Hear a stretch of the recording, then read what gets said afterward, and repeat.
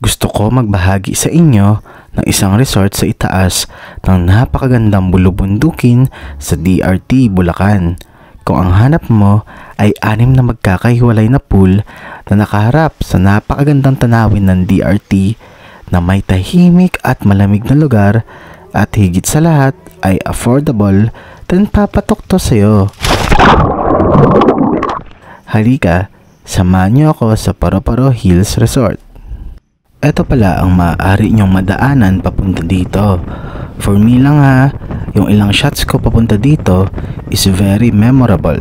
Lalo na kung nature lover ka, siguradong patok to sa'yo.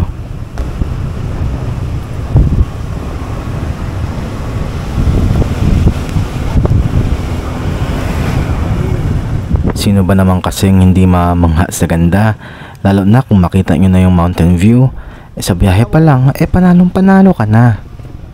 Eto na, malapit na tayo sa resort. Inabot nga lang pala ako ng 1.5 oras. Galing pala akong Tikay Malolos nito. Kaya naman siya sa loob ng 1 oras lamang, pero kailangan pa rin natin mag-ingat at maulan. At syempre, respeto na din sa ibang drivers. Simple lang tingnan sa labas ang resort. Napaka-unassuming. At eto pala ang kanilang parking area. Kita nyo naman na napakalaki ng space. Meron para sa mga van, cars, at syempre para natin sa mga nakamotor katulad ko. Ang maganda dito, walang parking fee.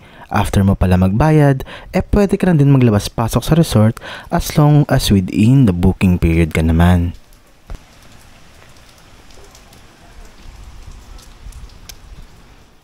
Eto ang information area nila. Dito kayo magre-register, magbabayad ng entrance fees, or accommodation nyo. Dito din pala kayo pupunta if may request kayo like any utensils.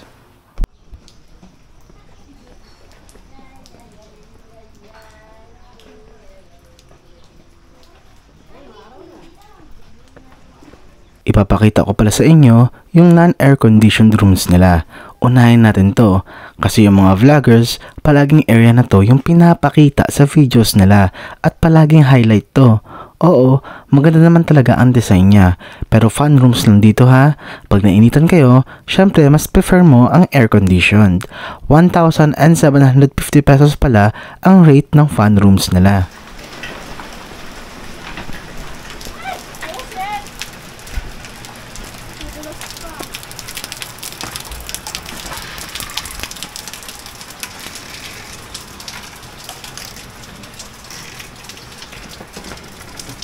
Ito na naman ang sample room ng kanilang air-conditioned room, good for 2. Ang price nito is 2,500 pesos. Mag-add na lang kayo for additional person. Or meron silang kubo family room malapit sa mini pools na worth 3,000 pesos if tama ako ha, na mas marami ang pwede pero nasa labas naman ang CR. Ito kasi nasa loob, saka may family room sila, hindi ko lang alam yung price. Pero same lang din ang setup nito na nakasemento at naka-air conditioned.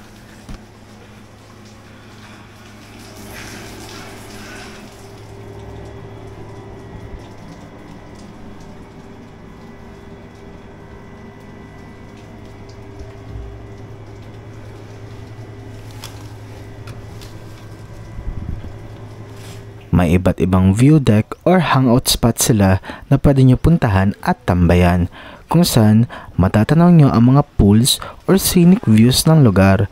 Pwede din pala kayo mag-rent ng karaoke dito, lalo na kung songirist ka.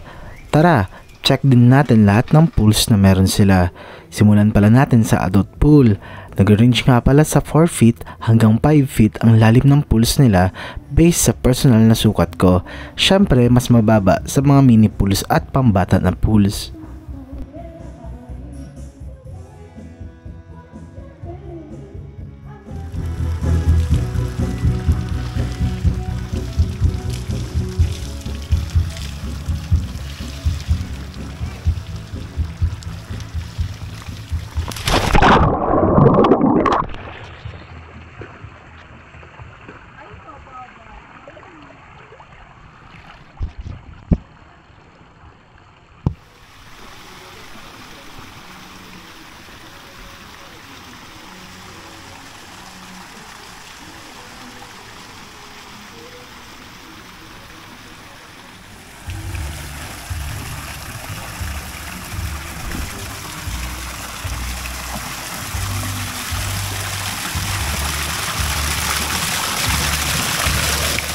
Isa lang pala yung talagang malalim na pool nila.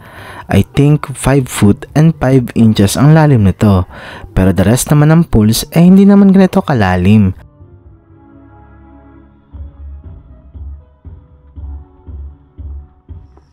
Lastly, may daanan nga pala dito papunta sa ilog na pwede namang paliguan. Kaso nga lang at this time, masyadong maputik at madulas dahil nga umulan. Kaya hindi na ako tumuloy sa ilog.